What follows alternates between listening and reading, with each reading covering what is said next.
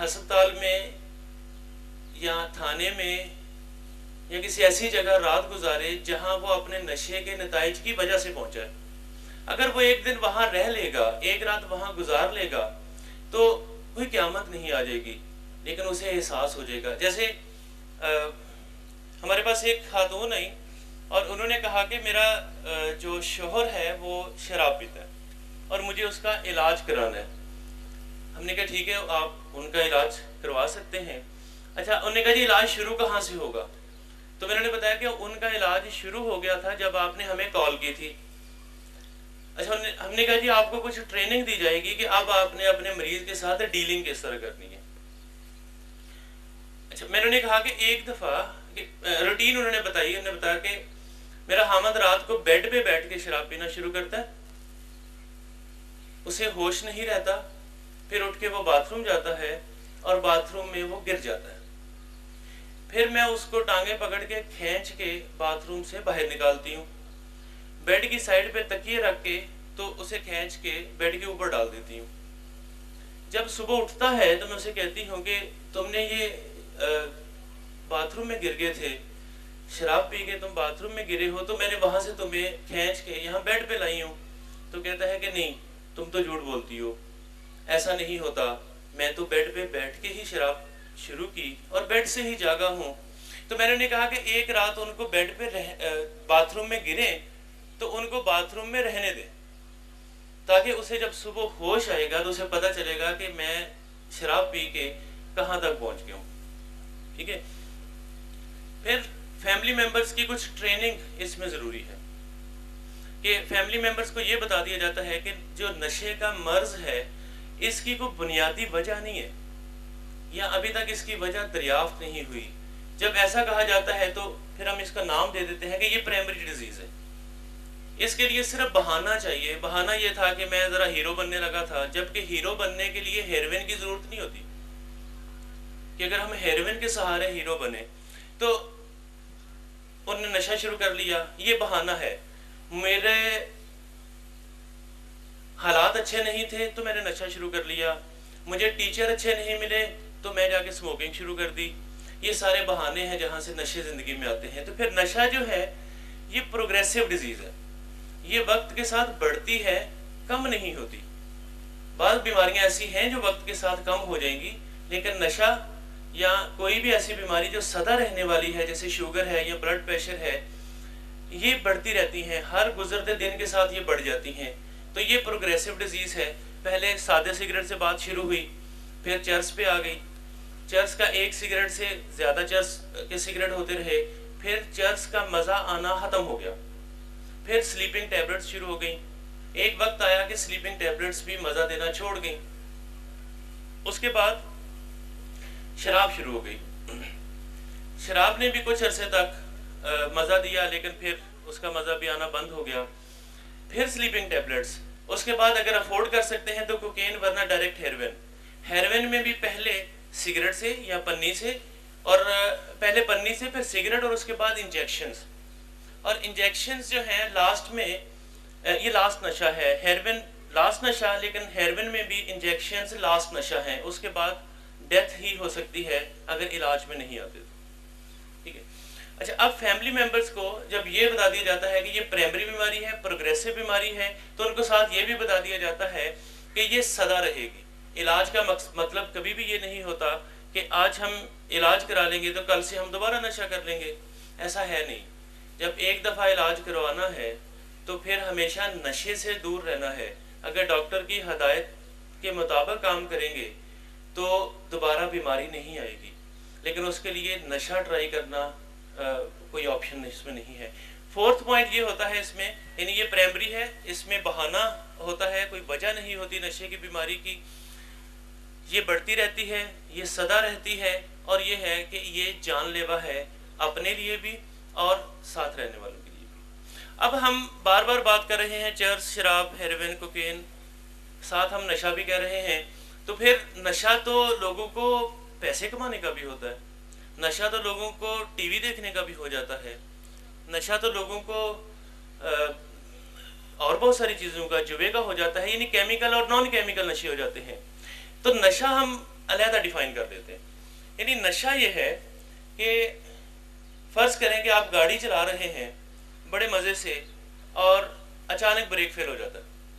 آپ کو نہیں پتا کہ آج میری گاڑی کا بریک فیل ہونا ہے کہ نہیں ہونا.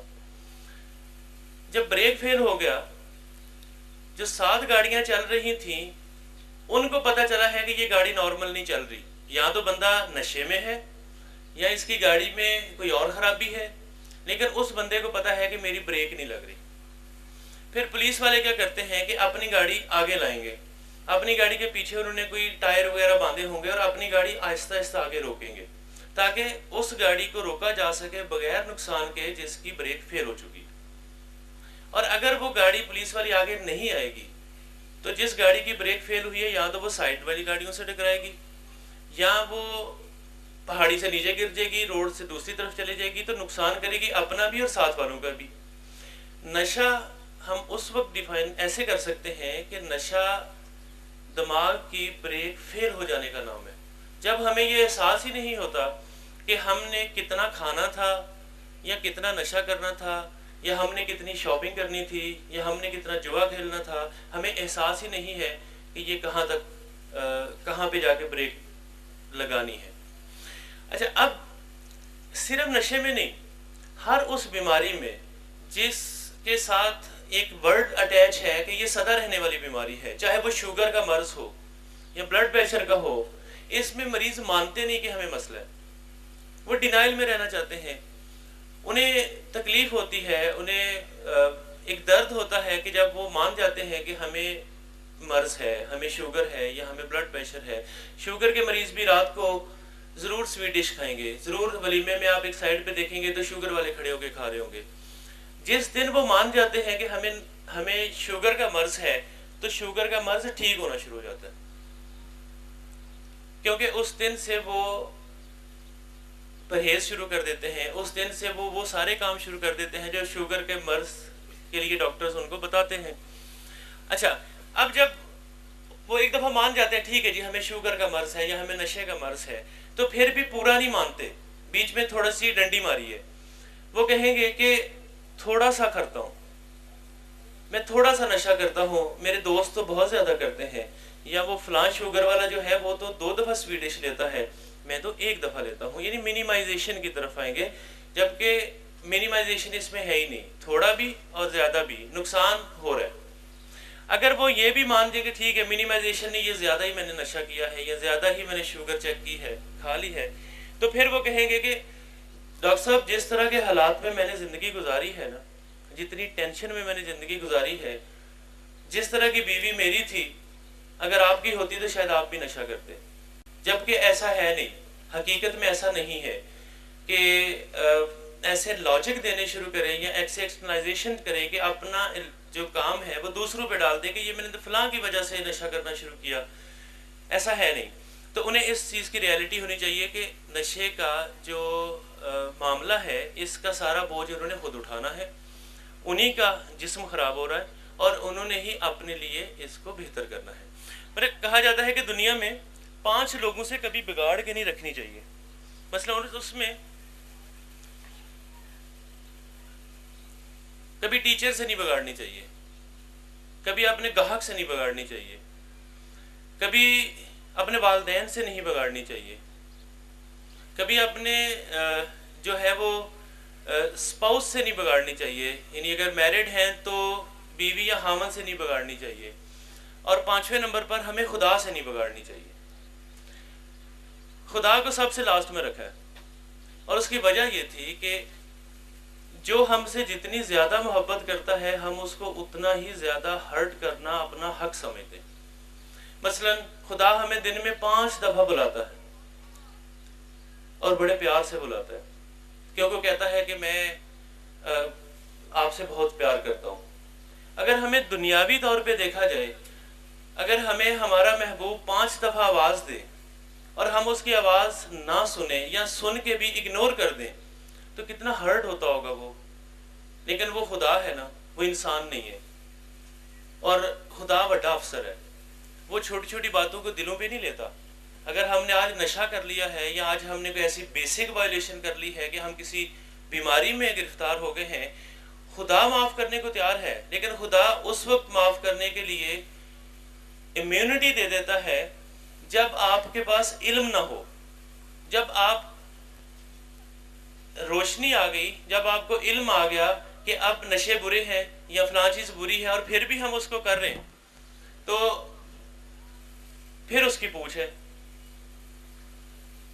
ورنہ اس کی وہ نہیں ہے کہ جب ہمیں پتہ ہی نہیں کہ یاد ہی نہیں رہا کہ ہم نے روزے کی حالت میں پانی پی لیا ہے تو اس کی معافی ہے، لیکن جان بوجھ کے پی لیا کہ کوئی دیکھ نہیں رہا تو یہ مناسب نہیں ہے۔ اچھا، نشے کے مریض میں دیکھا جائے تو وہ ان 5 لوگوں کے ساتھ پہلے بگاڑتا ہے۔